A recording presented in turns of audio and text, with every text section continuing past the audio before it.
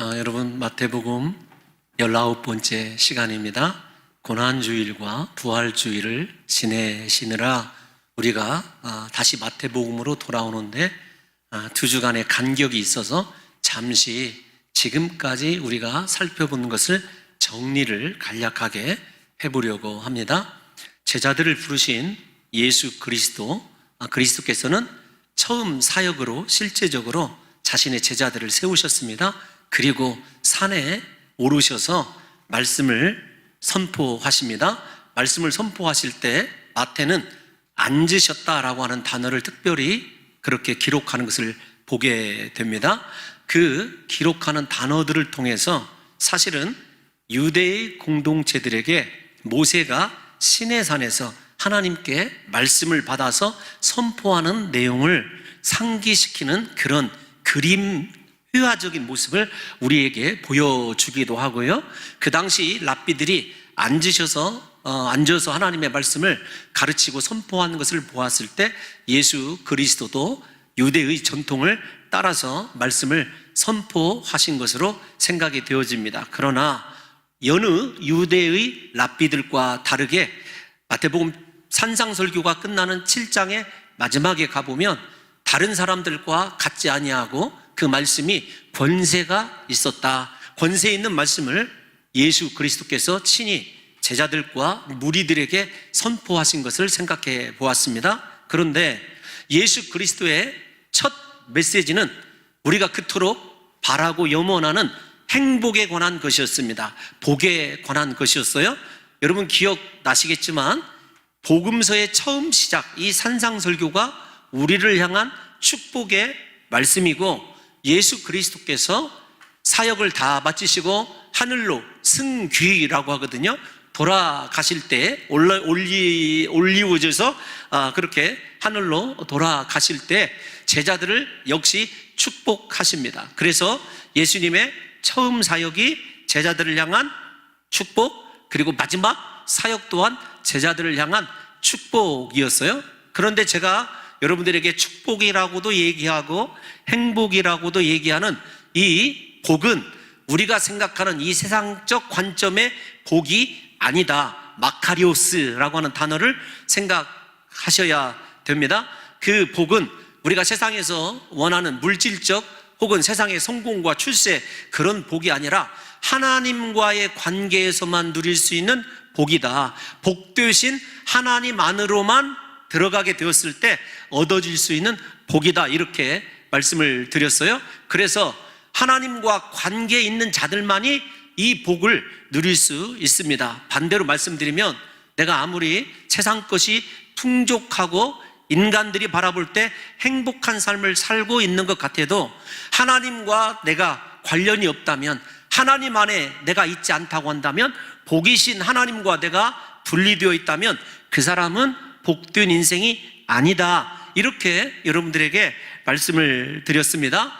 이렇게 하나님과의 관계에서 나오는 복을 누리고 추구하다 보면 우리가 어느새 예수 그리스도를 닮게 된다. 그래서 팔복은 어느 신학자들이 예수 그리스도의 성품을 이야기한다, 이렇게도 주장한다 말씀을 드리기도 하였습니다. 어쨌든 우리가 하나님 안에서 말씀을 쫓아가고 복이신 하나님과 완전한 하나된 연합을 이루게 되면 우리 스스로 어느 순간에 작은 예수가 되어서 하나님께 영광을 올려드리는 삶을 살게 될 것이다. 무엇보다도 팔복을 통하여 얻어지는 가장 귀한 복은 우리 내면의 변화다, 이렇게 말씀을 드렸습니다. 우리가 변화되는 것, 성숙한 그리스도의 인격을 닮아가는 것, 그래서 팔복이 우리에게 진정한 복인 것이다, 이렇게 여러분들에게 말씀을 드렸습니다.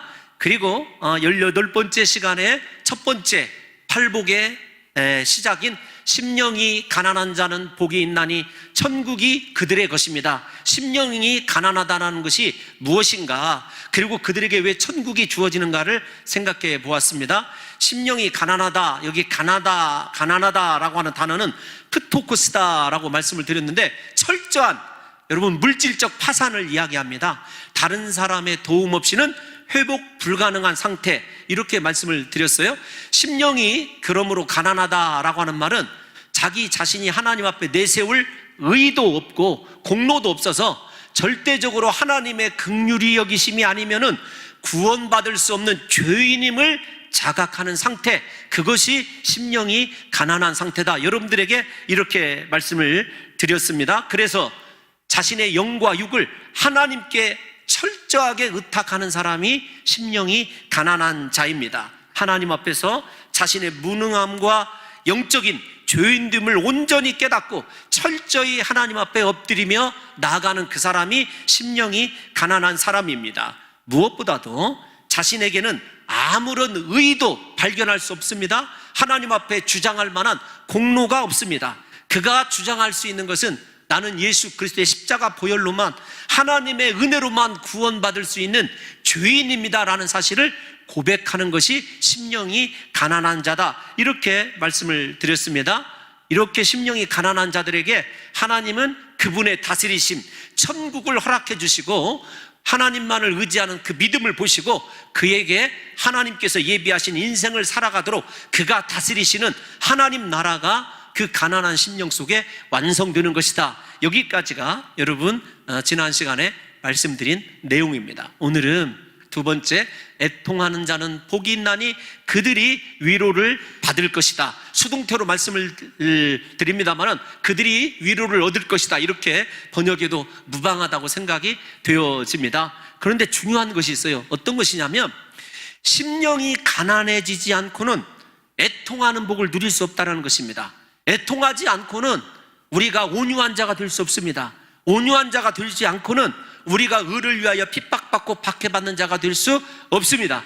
무슨 말이냐면 심령의 가난함이 사실은 나머지 7개의 복을 우리가 동시에 하나님 은혜 가운데서 누릴 수 있는 교두보다 첫 단추다라는 사실을 잊어서는 안 됩니다. 그러니까 애통하는 자의 복도 심령이 가난해서 내 안에 죄악밖에 없고 하나님 앞에 내세울 공로가 아무것도 없다는 사실을 깨닫는 그 사람에게서 나오는 것이 어떤 것이냐?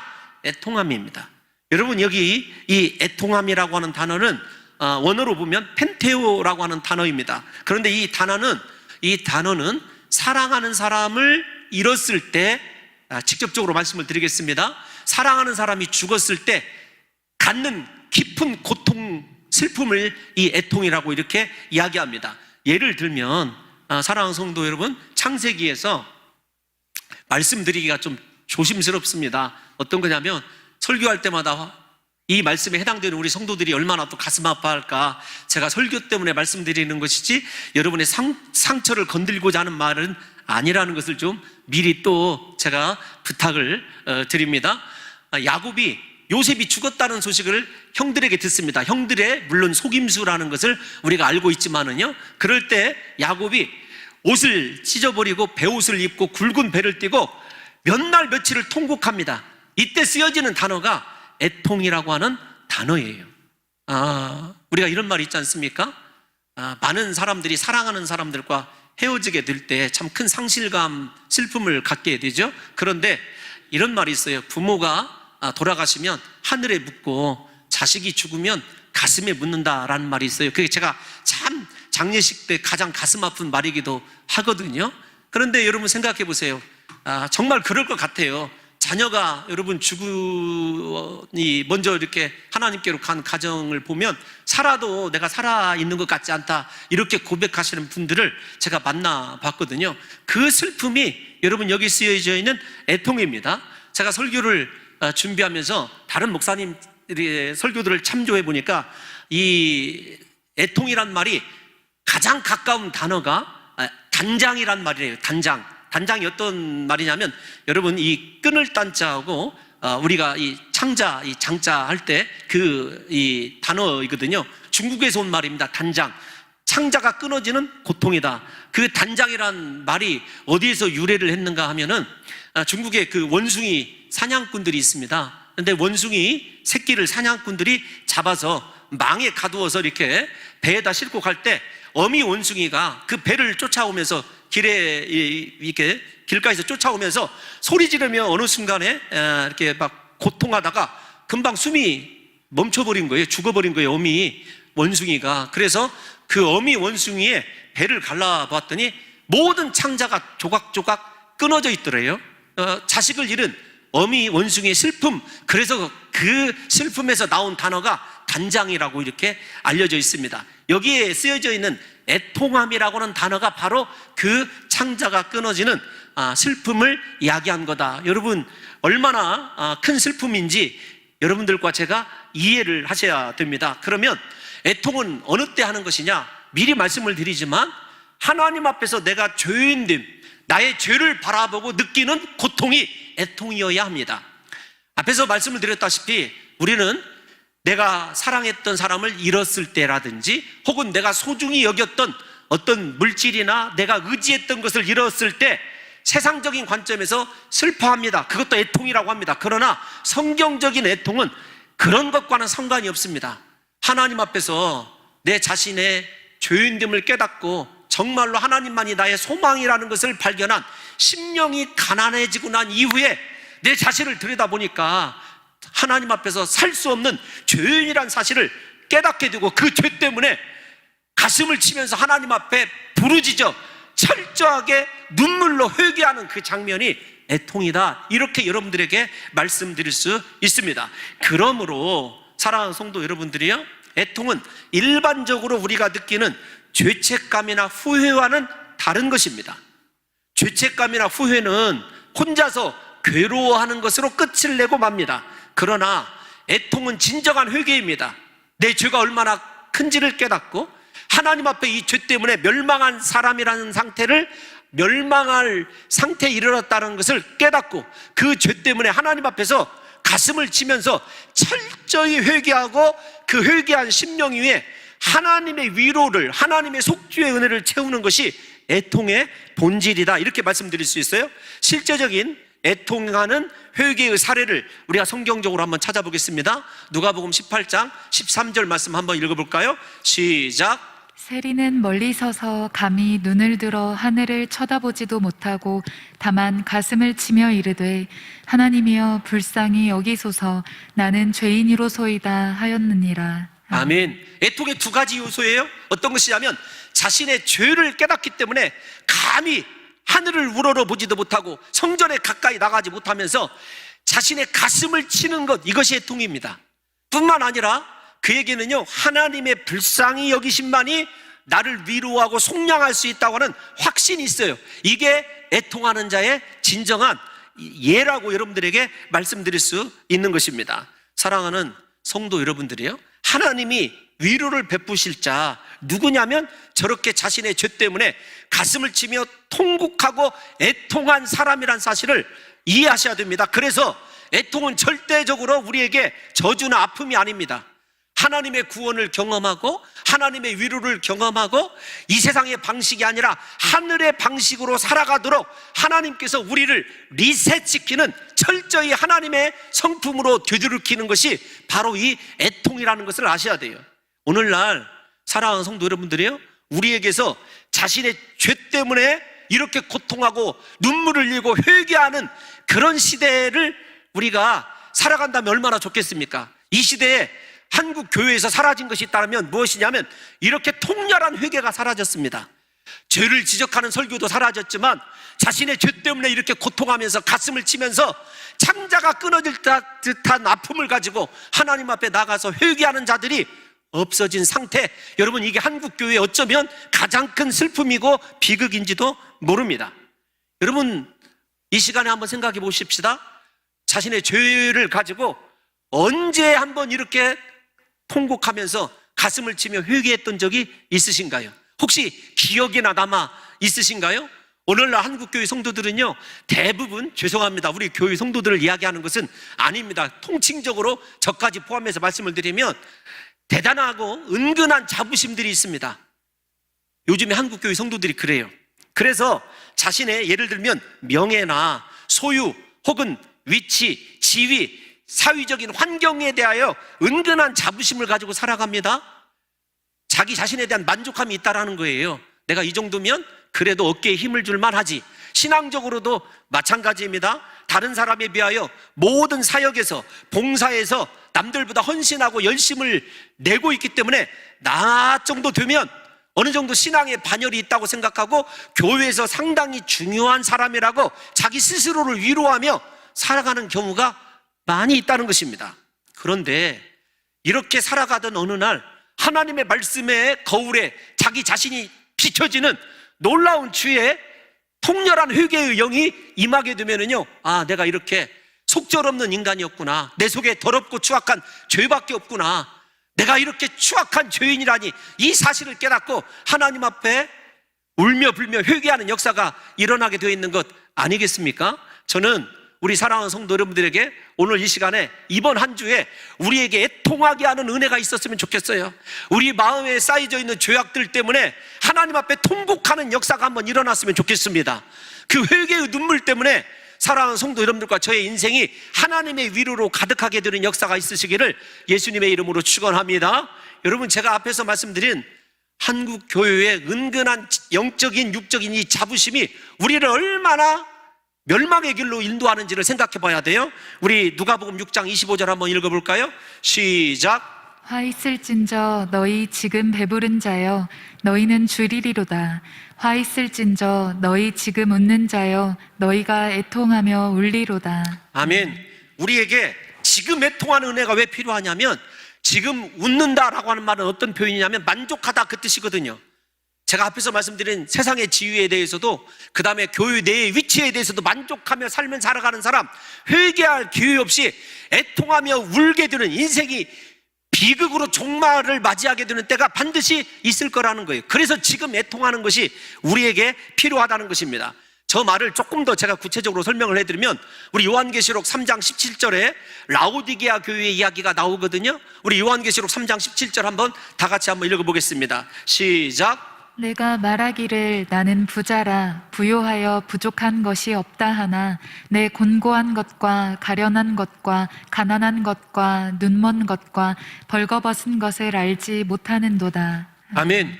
저거보다 비참한 상태가 어떤 상태냐고요. 하나님이 보실 때 우리를 바라보면서 너 실제적으로는 벌거벗었어, 너 실제적으로는 눈먼 자야, 너 실제적으로 얼마나 큰 죄인인 줄 아니?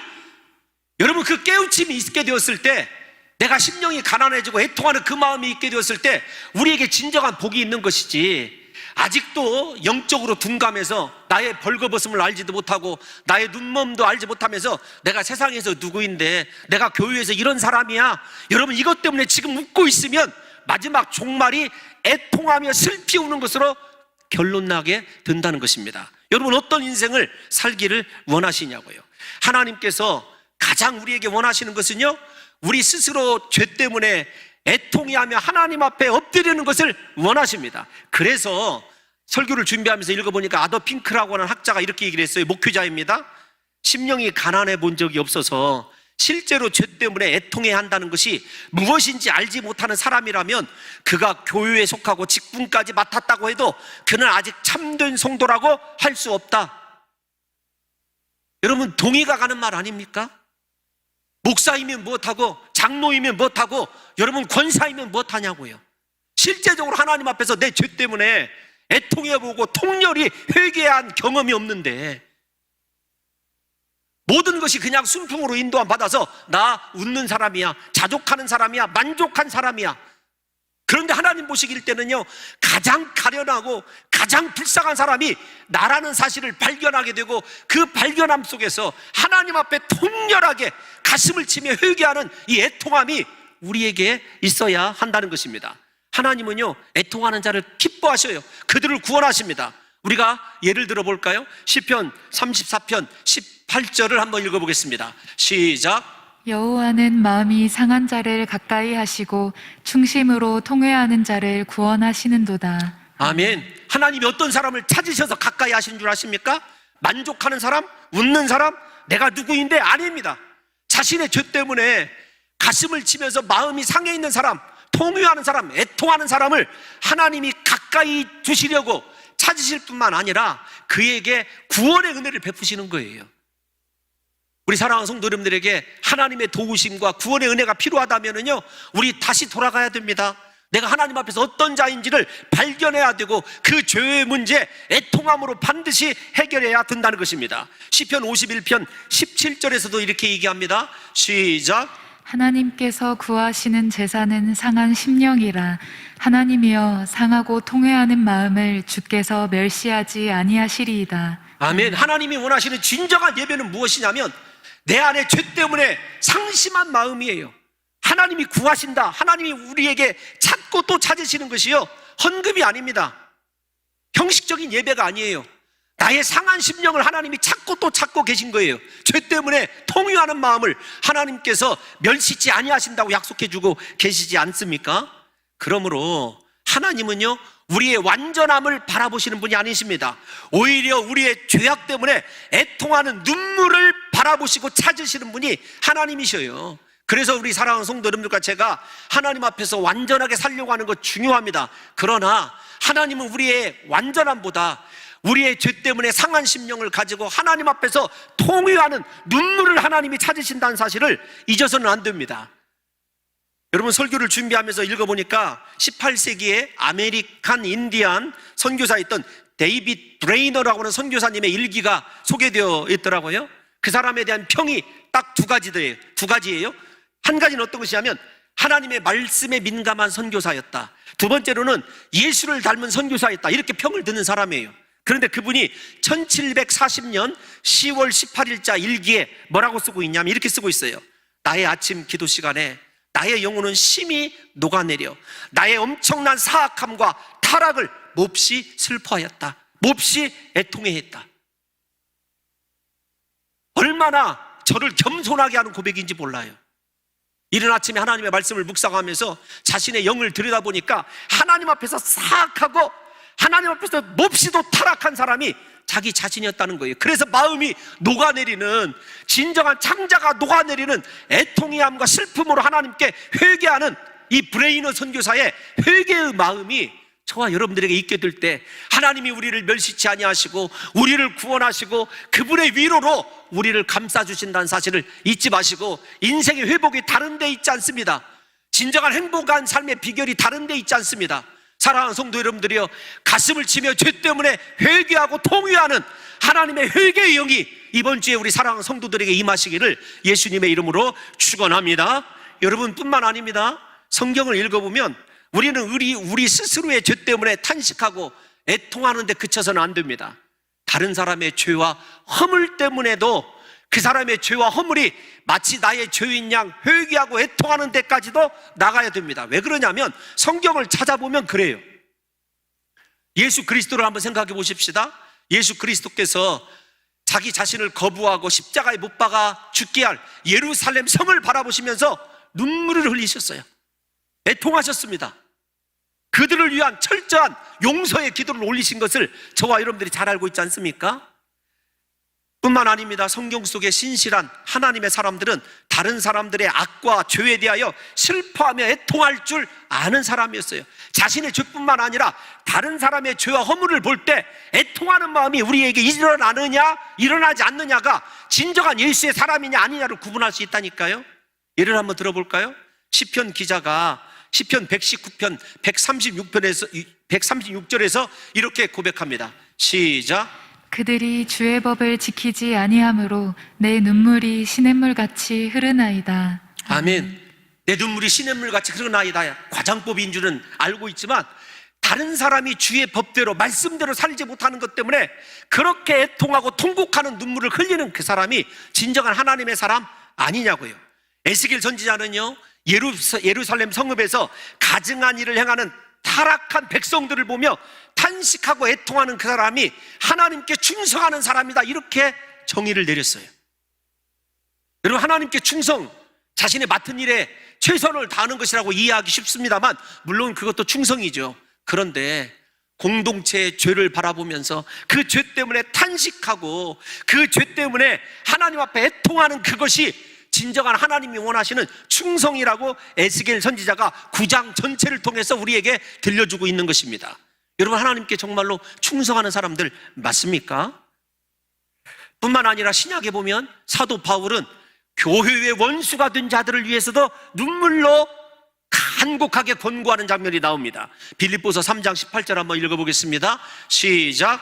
내가 여러 번 너희에게 말하였거니와 이제도 눈물을 흘리며 말하노니 여러 사람들이 그리스도의 십자가의 원수로 행하느니라. 아멘. 아멘. 그리스도의 십자가의 원수로 행하는 그 사람들 때문에도 사도 바울은 눈물을 흘리며 애통하는 사람이었던 거예요. 앞에서 제가 여러분들에게 이런 말씀 드렸지 않습니까? 이 시대는요, 눈물을 잃어버린 시대예요. 자기 자신의 죄에 대해서도 눈물을 잃어버리고 다른 사람의 죄에 대해서도요, 눈물을 잃어버린 시대가 이 시대입니다.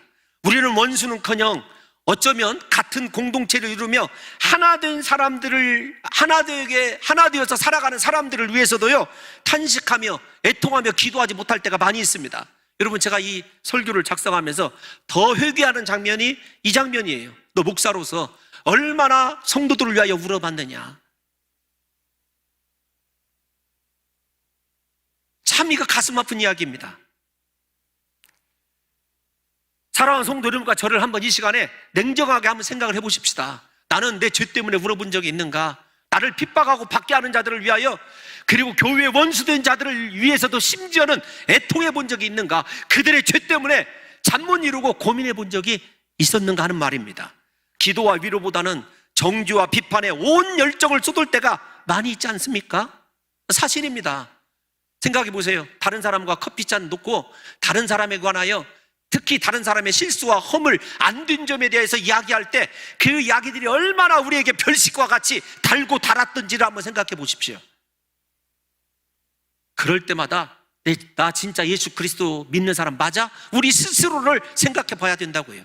그래서 정말로 건강한 교회는요, 허물이 있고 비록 죄로 넘어진 사람이라 할지라도요, 그 사람에 대한 이야기가 나오지 않아야 돼요. 무엇만 나와야 되냐면 그 사람에 대해서 눈물을 흘리고 통곡하는 소리만 들려지는 교회가 진짜 이 시대에 하나님께서 찾으시는 건강한 교회라는 사실을 잊어서는 안 됩니다. 여러분들이 저에게 이런 질문을 하실 수 있을지도 모르겠습니다. 홍 목사는 성도들을 위하여 얼마나 울어봤는가? 여러분, 정말로 퍽이나 울었을 때가 있었어요. 근데 그 시기가 하나님 또 지나가게 하시니까 또 다른 은혜를 주실 때도 있더라고요. 제가 여러분들에게 그냥 한번 저 스스로를 변명하는 겁니다. 우리 성도들을 생각할 때 가장 가슴이 아프고 안타까울 때가 참 많이 있어요. 예수님을 생각해 보십시오. 예수님께서는 우리에게 비판하지 말라고 말씀하셨고, 심지어 가늠하다가 현장에서 잡힌 여인에게도 정죄하지 아니하시고 용서를 선언하셨습니다. 진정으로 심령이 가난하게 되어 애통하는 사람은 이처럼 다른 사람의 허물과 죄 때문에 하나님께 나아가 탄식하며 눈물로 기도하는 사람이라는 사실을 잊지 마시고, 이번 한 주 살아갈 때 하나님, 나 때문에 애통하게 하소서, 다른 사람 때문에 애통하게 하소서, 하나님 내 눈물을 받아달라고 간절히 기도할 수 있는 귀한 성도들이 되시기를 예수님의 이름으로 축원합니다. 그래서 이번 한 주에 우리 눈물이 회복되었으면 좋겠어요. 눈물이 회복되었으면 좋겠어요. 여러분, 스펄전 목사님이 이런 얘기를 했습니다. 마른 눈으로는 절대 천국에 들어갈 수 없다. 눈물은 하나님 보시기에 가장 아름다운 보석이다. 하나님이 우리에게 원하시는 것은요, 눈물입니다. 내 영혼과 다른 사람의 영혼을 생각할 때 흘려지는 눈물이 있게 됐을 때 하나님이 가장 귀한 충성되어 여기는 하나님의 신실한 종이라는 사실을 잊지 마시고, 저와 여러분들에게 애통케 하시는 하나님의 은혜가, 성령의 감동이 있으시기를 예수님의 이름으로 축원합니다. 이렇게 애통하는 자들에게 하나님께서 우리에게 진정한 위로를 베풀어 주시는데, 여러분, 렌스키라고 하는 사람이 있어요. 그 사람, 여러분, 존 스토트 목사님이 인용한 것을 제가 재인용하는 것입니다. 책에 보니까 이렇게 되어 있더라고요. 모든 위로 가운데 가장 큰 위로는 통회하고 애통하는 모든 죄인에게 내려진 사죄의 선언이다. 하나님께서 우리에게 그렇게 애통할 때 우리의 모든 죄를 다 속량해 주신다는 거예요. 죄에서 자유함을 얻게 하신다는 것입니다. 왜 우리가 계속 회개할 때마다 같은 죄를 반복해서 짓고 회개하느냐면, 진정한 속죄의 선언이 어떤 것인지를 모르기 때문이고, 그 속죄의 선언이 없는 이유는 한 가지입니다. 내 심령이 가난해지지 못해서이고, 내가 하나님 앞에 내 죄 때문에 애통하며 떼굴떼굴 구르면서 가슴을 치면서 회개한 적이 없기 때문에 그렇습니다. 여러분, 거듭 제 얘기를 해서 죄송합니다만, 제가 한번 하나님 앞에서 회개한 적이 있었습니다. 정말로 교회, 시골교회 마룻바닥을 얼마나 돌아다녔는지 모르겠어요. 눈물 콧물이 바닥에 다 있고, 그날 저녁에 기도하고 씻으러 들어가서 옷을 벗었는데 온 가슴이 정말로 그렇게 새카맣게 멍들어 있는 것은 제가 처음 봤습니다. 제게 회복되어야 될 은혜가 있다면 그 은혜입니다. 그 회개의 은혜가 다시 한번 임하기를 저도 간절히 간구하고 있습니다. 그럴 때 하나님께서 내 모든 죄를 사해 주시고 속죄해 주시는 진정한 위로를 베풀어 주신다는 거예요. 그래서 우리에게 진정한 행복은 무엇이냐? 하나님의 위로. 하나님의 위로는 무엇이냐? 속죄의 은혜가 있는 사람이 진정한 행복한 사람이고 하늘의 위로를 얻어서 살아가는 사람입니다. 세상은요, 표면적이고 일시적인 위로밖에 주지 못합니다. 사랑하는 성도 여러분, 제가 여러분들을 무엇으로 위로할 수 있겠습니까? 저는 기도합니다. 하나님, 제가 위로자가 되기는커녕 우리 사랑하는 성도들에게 상처만 주지 않아도 좋겠습니다. 우리 사랑하는 성도들을 시험에 들지만 않게 해도 좋겠습니다. 왜냐하면 제 허물과 부족함을 알기 때문에 그래요. 그런데 하나님은요, 우리의 위로자 되셔요. 그래서 고린도후서 1장 3절을 읽어보면 하나님을 위로자 하나님이라고 분명히 말씀하고 계시고 1장 4절에 이렇게 얘기합니다. 우리 한번 읽어볼까요? 시작. 우리의 모든 환난 중에서 우리를 위로하사 우리로 하여금 하나님께 받는 위로로서 모든 환난 중에 있는 자들을 능히 위로하게 하시는 이시로다. 아멘. 여러분, 그런데 이 위로라는 단어, 지금 이 애통하는 자는 복이 있나니 그들이 위로를 얻을 것이다 해서 받을 것이다 해서 위로가 어떤 단어냐면 헬라어로 보면 파라칼레오라고 하는 단어예요.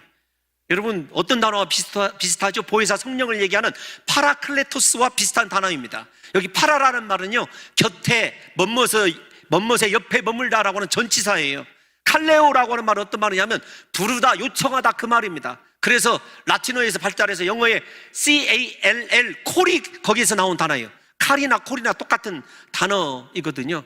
하나님이 곁에서 부르신다, 이것이 위로예요. 다른 것이 아닙니다. 우리가 하나님 앞에 애통하면 우리의 죄를 속량해 주시는 위로로 끝내시는 분이 아닙니다. 애통하는 자에게 하나님은 곁에 머물러 계시고 우리를 항상 요청하시고 부르셔서 우리가 주와 동행할 수 있는 은혜를 공급해 주셔서 나만의 인생을 살아가게 하는 것이 아니라 하나님이 원하시는 인생을 살아가도록 내 곁에서 도우시는 은혜가 무엇이냐면 이 위로의 은혜예요. 이 위로를 받는 사람은 실족하지 않습니다. 이 위로를 받는 사람은요, 하나님이 곁에서 도우시고 나에게 계속적으로 불러주시며 나에게 요청을 하나님께서 아끼지 않는 인생은요, 인생 나를 위해서 살지 않습니다. 하나님만을 위하여 나가게 되어 있는 거예요. 그러니까 애통함이, 회개함이 얼마나 귀한 은혜이고 내 영이 진짜로 살아나고 내 육신이 가장 값진 인생으로 거듭나는 길임을 우리 사랑하는 성도 여러분과 제가 알아야 되고, 그래서 우리에게 이번 한 주 동안에 사랑하는 성도 여러분과 제가 하나님 앞에 간곡히 눈물로 기도해야 돼요. 하나님, 내 눈물을 주의 병에 담으소서, 내 눈물을 주의 병에 담으소서. 이렇게 애통할 때 사랑하는 하나님께서 성령을 통해서 저와 여러분들을 떠나지 아니하시고 버리시지 아니하시고 하나님 나라 이룰 때까지 우리를 곁에서 지키시고 지도하시고 요청하시고 나를 불러서 세워주시는 회복의 은혜가 있으시다는 사실을 깨달으셔서 사랑하는 성도 여러분들이요, 사람에게 위로를 얻으려고 하지 마십시오. 환경에게 위로를 얻으려고 하지 마십시오. 살아계신 하나님, 나의 죄를 속량하신 하나님, 내 인생의 목자 되신 하나님, 그분에게 위로를 얻으셔서 우리 사랑하는 성도들이 인생의 진정한 행복자가 되시기를 예수님의 이름으로 축원합니다. 여러분, 이 설교를 준비하면서 코로나로 고통당하고 있는 이 시대에 제가 곰곰이 생각을 해봤어요. 아니, 우리 사랑하는 성도 여러분들의 얼굴을 이제는 잊어버릴 것 같아요. 여러분들은 제 얼굴을 보시지 않습니까? 여러분들의 얼굴이 어느새 1년하고도 몇 개월 감싸져 있으니까 얼굴이 기억나지 않을 수도 있다는 생각이 들더라고요. 생각만. 사실은 여러분들이 아무리 위장을 해도 누군지는 대부분 다 알 수가 있지 않습니까? 그럼에도 이런 생각이 들더라고요. 이 시대에 우리 사랑하는 성도들에게 필요한 건 위로이다. 위로의 하나님께서 각자의 삶에서 사람 때문에, 여러 가지 일 때문에, 물질 때문에, 미래 때문에 상처받고 힘들어하는 사랑하는 성도 여러분들에게 진정한 위로, 하나님이 여러분들 곁에 오시는 것입니다. 여러분들을 붙들어 주시는 거예요. 이 시간에 하나님께서 저와 여러분들에게 임재하셔서 영원토록 곁에서 우리를 인도하시면서 위로해 주시고 속죄의 은혜뿐만 아니라 내 인생을 책임져 주시는 놀라운 은혜가 임하시기를 예수님의 이름으로 축원합니다. 그런데 그 위로가 저에게도 필요합니다. 여러분, 목사인 저도 외로워서 위로가 필요하고, 우리 사랑하는 성도 여러분들에게도 다른 것 필요한 것이 아니라 하나님의 그 피 묻은 손길로 여러분들을 감싸주시는 위로가 필요한 줄로 믿습니다. 여러분들이 곁에 서 있고 곁에서 예배하는 모든 사람들에게 위로자가 되어주시기를 예수님의 이름으로 축원합니다. 근데 이 하나님의 위로가 어떤 것이냐면 간략히 소개하고 설명을 마치려고 합니다. 우리 이사야 66장 11절 한번 먼저 읽어보겠습니다. 시작. 너희가 젖을 빠는 것 같이 그 위로하는 품에서 만족하겠고 젖을 넉넉히 빤 것 같이 그 영광의 풍성함으로 말미암아 즐거워하리라. 아멘. 하나님이 우리 곁에서 우리를 부르시면서 주는 위로는 어떤 것이냐면요, 정말로 젖을 빠는 어린아이가 그 어미 품에서 만족함을 얻을 그런 하나님의 만족의 은혜가 있습니다. 그러니까 여러분, 육적으로 필요한 젖이 공급되니까 얼마나 육적인 문제가 해결되니까 만족함이 있겠습니까? 영적으로는요, 하나님의 영광의 풍성함을 경험하게 된대요. 이것이 하나님이 우리에게 주시기를 원하시는 진정한 위로죠. 인생 얼마나 복된 사람입니까? 사랑하는 성도 여러분들의 모든 영적인 육적인 갈증이 해결함을 받고 만족함을 얻게 될 줄로 믿습니다. 뿐만 아니라 우리 인생에 하나님의 영광이 풍성하게 더해질 줄로 믿습니다. 여러분, 66장 13절을 한번 또 읽어볼게요. 시작. 어머니가 자식을 위로함 같이 내가 너희를 위로할 것인즉 너희가 예루살렘에서 위로를 받으리니. 아멘. 하나님께서 어디에서 여러분들을 위로하신다고요? 예루살렘. 하나님께서 어디에서 여러분들을 위로하신다고요? 하나님의 거룩한 공동체인 이 봉동중앙교회에서 예배할 때 하나님께서 여러분들을 어미가 자식을 위로함 같이 위로하심으로 말미암아 우리에게 하나님의 영광이 풍성할 줄로 믿습니다. 내 삶의 갈증이 해결이 되고 인생의 모든 문제가 만족하게 해결되는 살아계신 하나님의 위로가 저의 여러분들의 것이 될 줄로 믿습니다. 여러분, 우리가 요한계시록을 배울 때 가장 여러분 소망이 되는 것이 어떤 것이던가요? 천국의 소망 아닙니까? 지금은 비록 죄 때문에 고통하고 힘들어하지만 슬퍼하지만 하나님께서 우리를 위로해 주시는 장면을 한번 생각해 보십시다. 요한계시록 21장 4절 마지막으로 한번 읽겠습니다. 시작. 모든 눈물을 그 눈에서 닦아주시니 다시는 사망이 없고 애통하는 것이나 곡하는 것이나 아픈 것이 다시 있지 아니하리니 처음 것들이 다 지나갔음이러라. 아멘. 우리의 진정한 위로는 천국인 줄로 믿습니다. 하나님 나라인 줄로 믿습니다. 부디 우리 사랑하는 성도 여러분들이요, 여러분들의 눈물을 닦아주시고 저와 여러분의 인생을 위로해 주시며 살아계신 하나님의 놀라운 은혜로 곁에서 지켜주시고 축복해 주실 그 하나님의 위로가 임하도록 이번 한 주 하나님 앞에서 주여 내 눈물을 주의 병에 담아주소서, 애통하는 심령, 회개하는 영을 부어달라고 기도하셔서 부디 저와 여러분들에게 하나님께서 주시고자 하시는 이 위로가 풍성한 한 주가 되시기를 예수님의 이름으로 축원합니다.